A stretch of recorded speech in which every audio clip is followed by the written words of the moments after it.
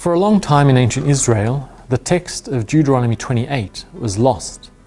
2 Kings 22 tells us that when it was rediscovered and read to King Josiah, the text was so shocking the king tore his clothes in despair.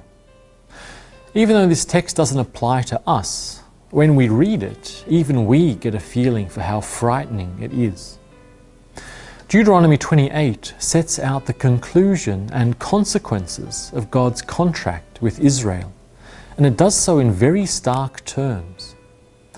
The short section from verse 1 to 14 explains that if Israel listens to God and obeys the contract, things will go well for the nation.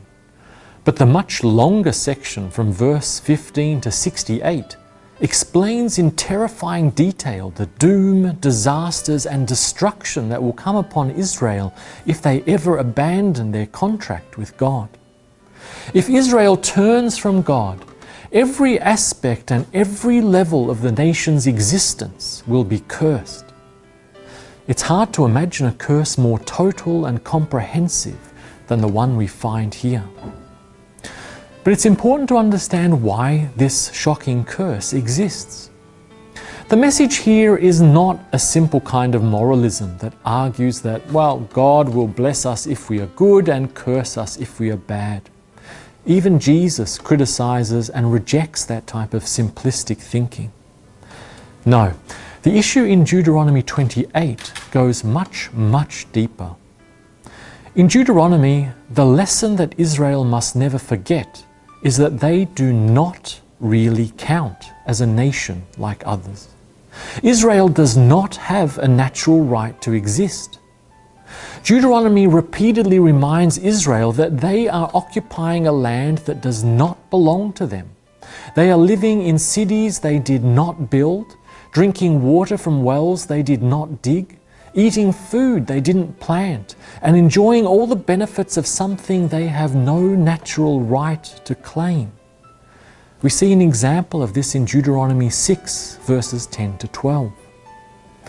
Israel counts as a nation not because of their political power, not because of the strength of their military, not because of the cunning of their political leaders. They are allowed to exist as a nation only because they have entered into this contract with God. So Moses makes it absolutely clear to them, if they want to break the covenant with God, then there is nothing left that will preserve them as a nation.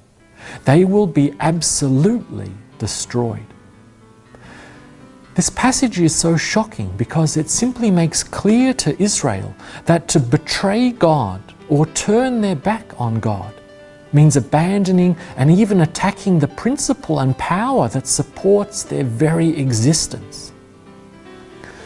As Christians, the good news for us is that our relationship with God does not depend on this type of contract. Because of Jesus, we exist in a relationship of love with God, as God's very own children. And because we are God's children, even when we fail and do things wrong, God promises to keep loving us and to never leave or abandon us. This amazing grace and love that we have from God is something to really praise God for, because there is no greater gift in all the world than being a loved child of God.